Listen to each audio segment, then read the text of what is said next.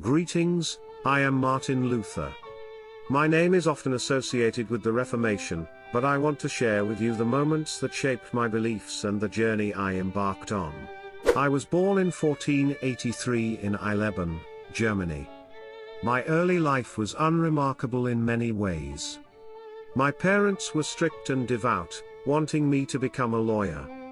I followed their wishes at first, but something deeper stirred within me, a fear of judgment, a fear of failing in the eyes of God. This fear drove me to abandon my studies in law and devote myself to the life of a monk. As a young monk, I was consumed by the question of salvation. I spent hours in confession, terrified that I had forgotten some sin that would condemn me. I sought solace in the rituals and teachings of the church, but they never eased my soul. I often wondered, if salvation was meant for all, why did it feel so out of reach? In 1517, something inside me broke.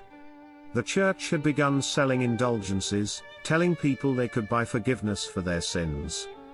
It angered me deeply. How could money possibly erase the guilt that weighed so heavily on our souls? I could not stay silent. I drafted my 95 theses, and with trembling hands, I nailed them to the church door in Wittenberg.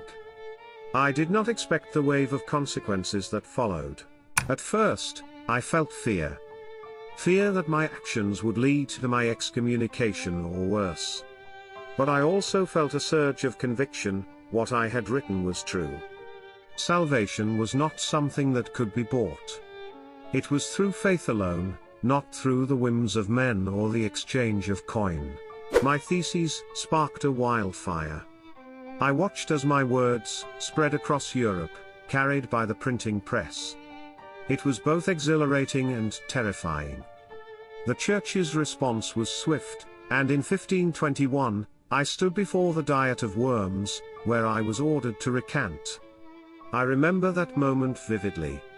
My heart was pounding, and every fiber of my being wanted to give in, to take back what I had said. But I couldn't. I stood firm and declared, "Here I stand, I can do no other." I was excommunicated, branded a heretic, and forced into hiding. Yet, even in those dark days, I felt a sense of peace. I had stood up for what I believed in, no matter the cost. During my time in hiding, I translated the Bible into German, allowing people to read the scriptures for themselves. That gave me hope that individuals could connect with their faith in a way that wasn't mediated by the church. My actions set in motion the Protestant Reformation, a movement that reshaped Christianity. But beyond the religious changes, I believe it was a moment where people began to question authority in all its forms. My struggle was not just with the church, it was with the idea that anyone could stand between a person and their God. Looking back now, I see how my actions sparked waves of reform, not just in religion but in society. The idea that individuals should have the power to question, to read, to believe for themselves, these are ideas that continue to shape the world today. Thank you for listening to my story. If you found my journey compelling, don't forget to like, subscribe, and hit the notification bell, it's free. Who should we explore next? Let me know in the comments below.